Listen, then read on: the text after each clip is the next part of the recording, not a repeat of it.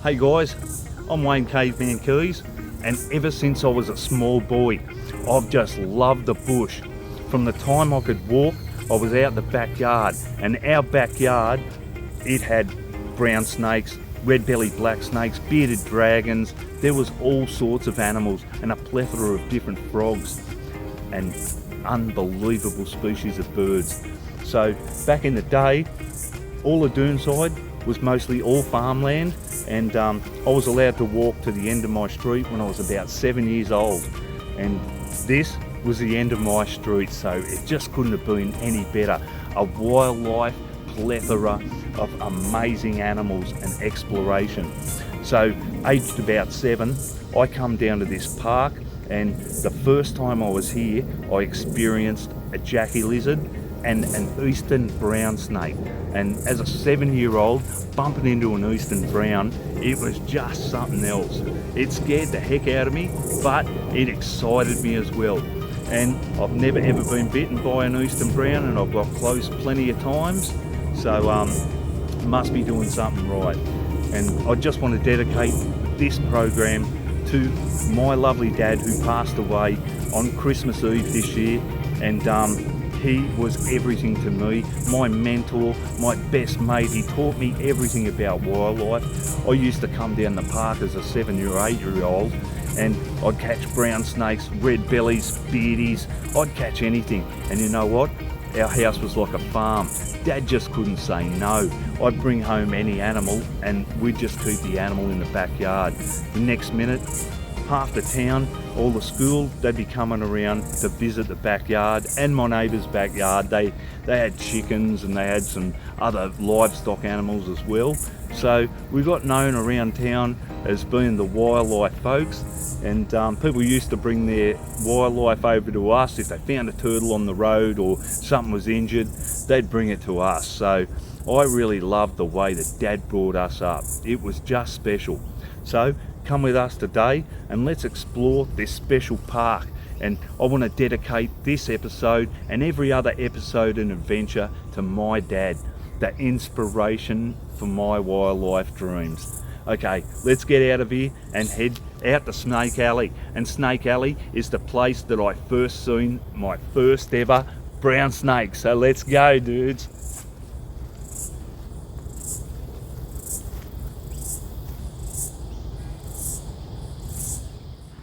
And it didn't take too long before we tracked down our first red belly of the day. And we'll just try and creep in a bit closer here, get a little bit better footage. These guys are just remarkable. Down by the side of Eon Creek, no doubt be looking for a good feed of frogs and skinks. Such a massive range of food source out here in Nargenji and the Western Sydney parklands. Oh, we're getting nice and close to this guy now, and he's not too worried. A very placid snake, the red bellies. I really love their nature. As you can see, we're getting in very close here, really close to this red belly. Behaving quite well. I'll just get back and give him a bit more space. Let him get along with his hunting, frogs and skinks. Check out this mad red belly. See how close we can get into this guy. Not too disturbed at the moment. Oh, we're getting in closer. He's not too worried, this guy. And as we get in closer now, I'm down, lying on my stomach in front of this beautiful red-bellied black snake. They're such a placid snake. Never feeling any danger with these guys. I just love to watch them hunting along in the wetlands. The way they hunt on the frogs and the skinks is truly amazing. The way that the forked tongue works in conjunction with separate sides of the brain to pinpoint with total accuracy over a long distance is pretty amazing. The red-bellied black snake.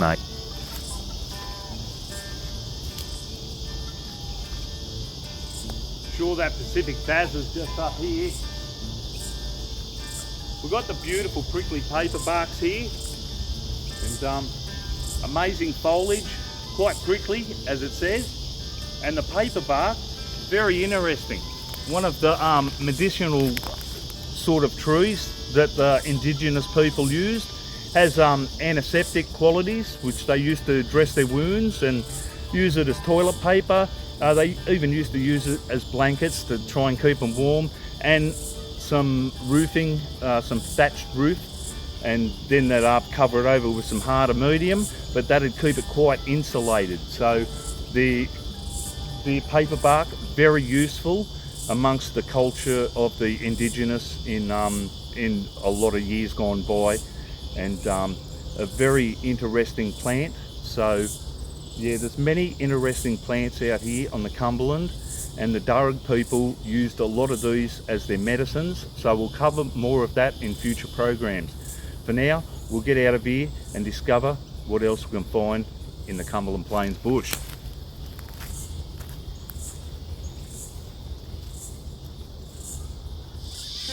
There's no mistaking the sound of predation in the bush. No doubt a lace monitor in here somewhere.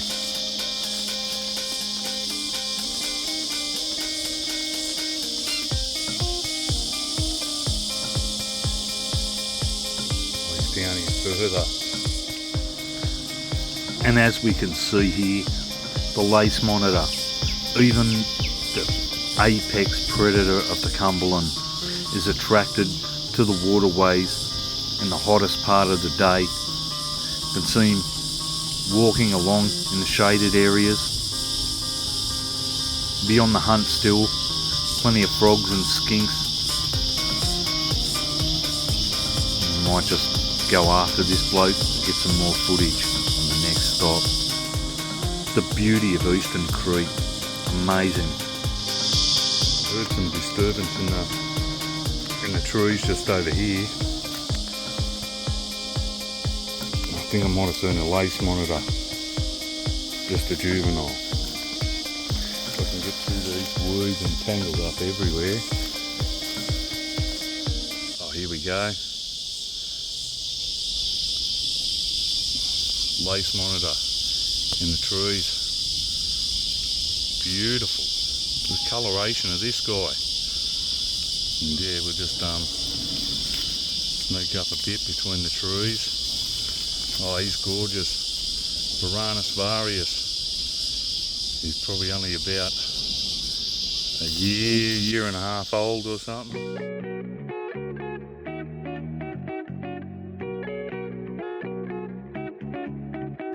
And as we approach the hottest part of the day, this poor young juvenile lace monitor is really feeling the pinch, and he's panting here to try and cool his body core temperature down.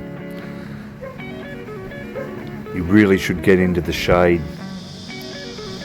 You can see him, makes his way out of the tree, and he'd be seeking somewhere cooler to hang to regulate that body temperature down to an acceptable level.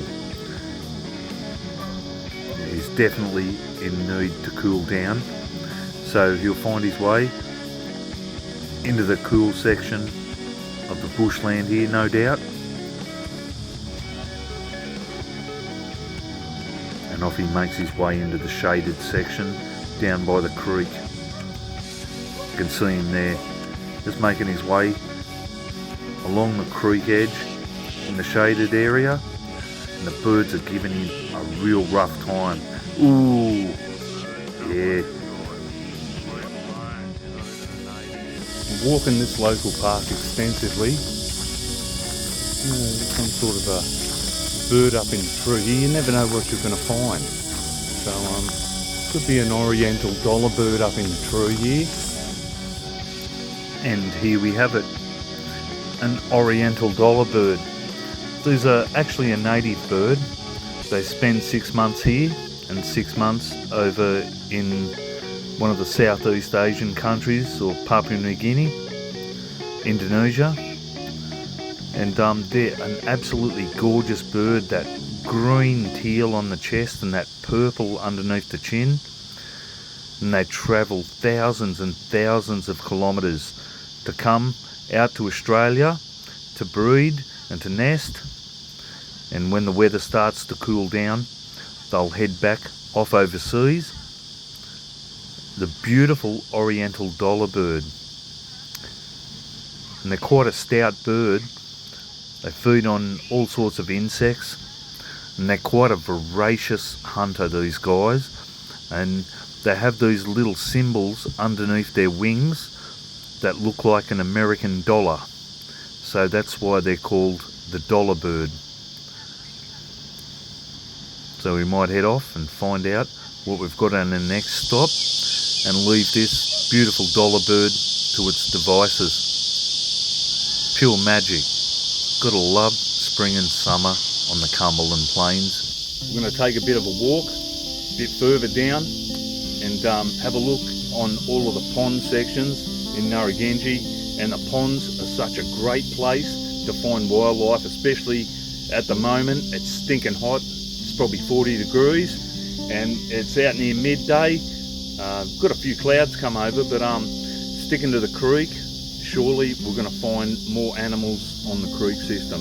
So let's get out of here and see what we can find on the next stop down the creek.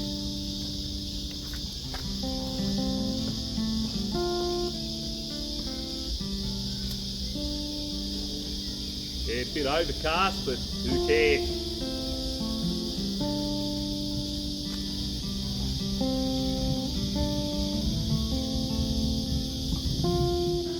So we hit the world famous log of Nargenji and the pond system, and this place is just going off today. There are literally turtles everywhere in this place.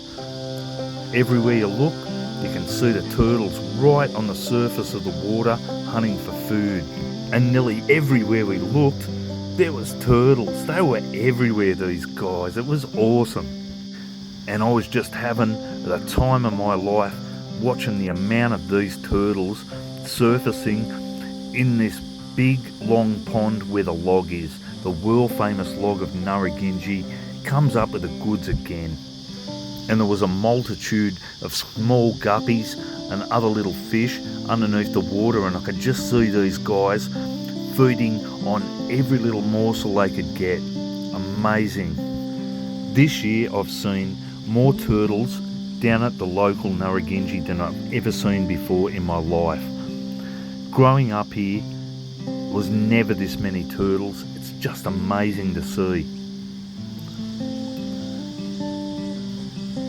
And everywhere we look, there's just another turtle.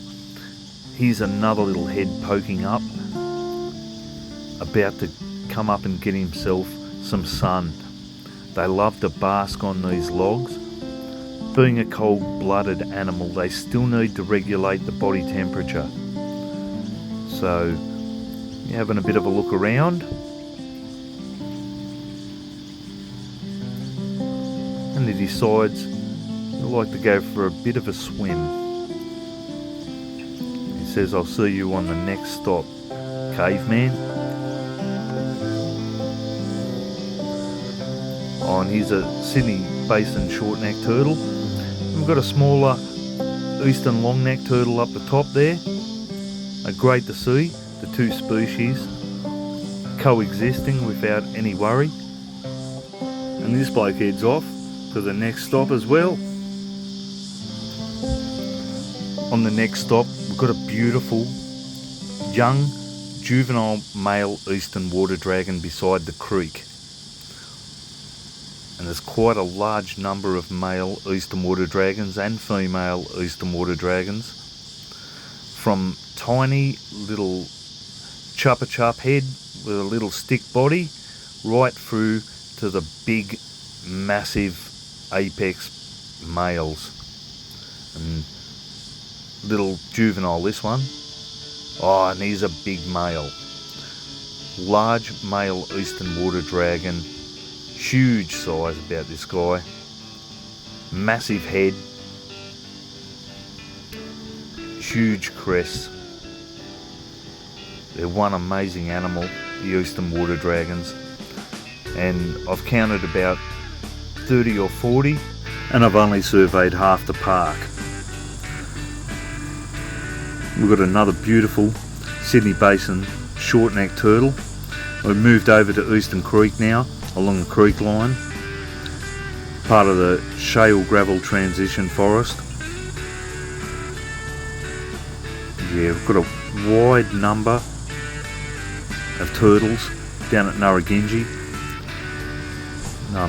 Eastern long-necked turtle and Sydney Basin short-necked turtle are the most prevalent species here, but we do have a few out of location, like sawshell turtles, and we also have some Gulf snapping turtles. And here's an eastern water skink, one of the staples out near Eon Creek and around the pond areas at Doonside and the Western Sydney parklands and the eastern coast of Australia. Absolutely beautiful.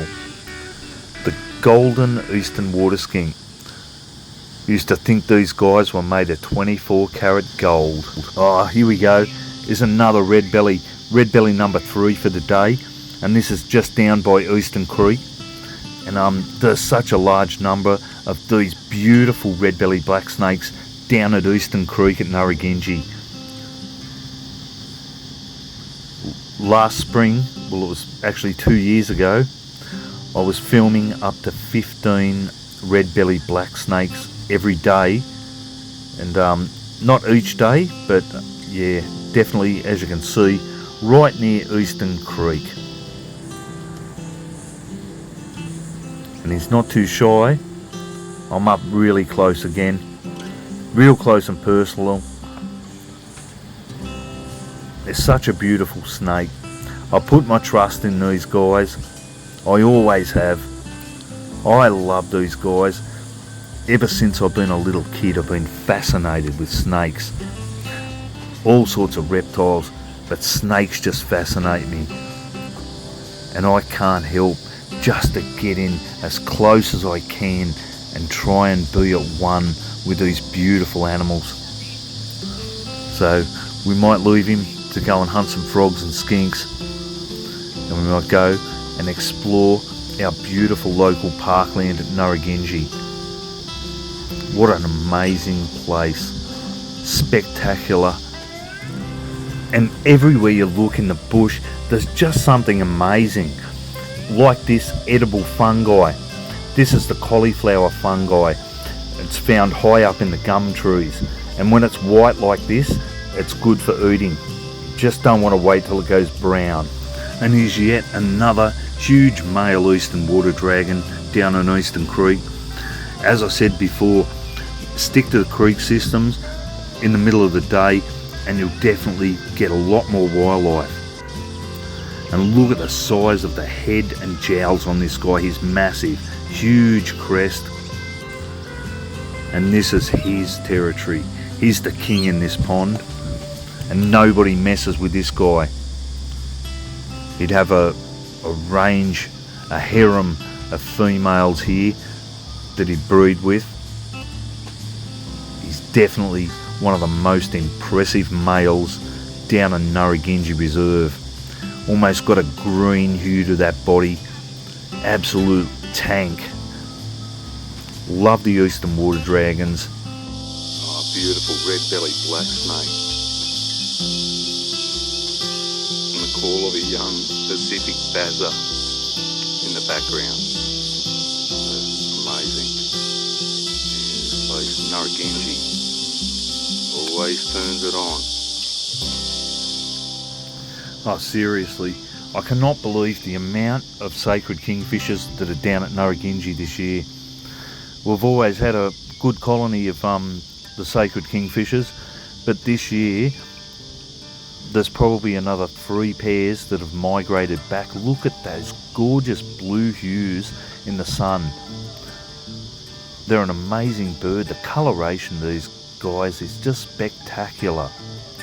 It really is. It's iridescent, metallic. It's just gorgeous.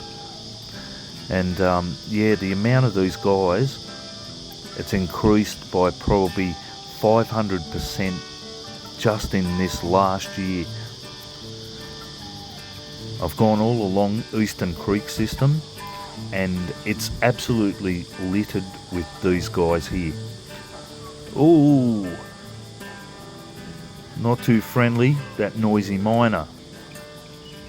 But yeah, absolutely gorgeous little sacred kingfisher right on Eastern Creek. Look at that little vine that he's on too. Amazing balance. And they're just beautiful to watch. One of the best fishermen and hunters that you'd find in the bird world. Ooh, he had to go back at that guy then. There's no messing around. Absolutely getting belted by that noisy miner. But you see the size of that beak when he opened it up against the noisy miner, and you notice the noisy hasn't come back for seconds. I think he knows what'll happen. It's only a young one by the looks of it, but it'll definitely fix up a noisy miner. No worries about it. He's on the lookout. Absolutely a beautiful bird. One of my favourite kingfishers. And we've got plenty of these and some azures as well. Giving us a pretty damn decent show with those feathers in the light. I love it.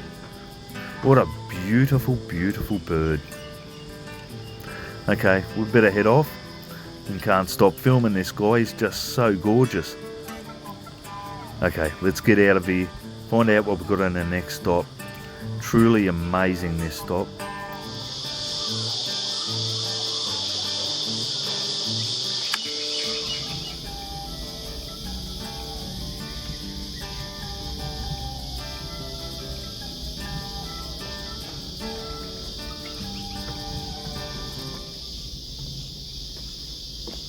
So what do you reckon of that mad creek system? Eastern Creek, one of the most wicked walks down in Nargenji. So let's head on down this way, guys, see what we can find on the next stop. Hey guys, we're about to head down into the Cumberland Plains, into the woodland section, and ripper of a place. Could be eastern brown snakes, there could be red-bellied black snakes, eastern water dragons. Used to have a lot of eastern bearded dragons as well, but haven't seen the eastern bearded dragon for quite some time here. So we'll head on down here and see what we can find on the next stop.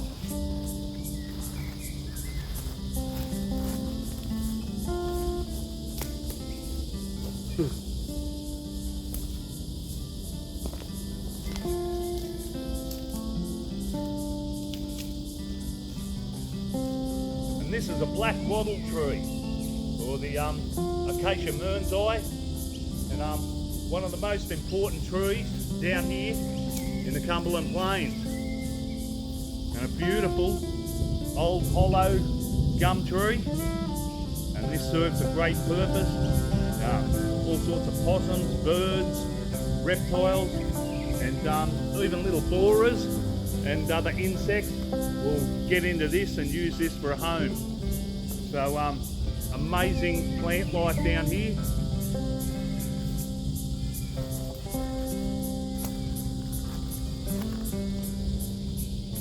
Let's get out and see what we can find on the next stop.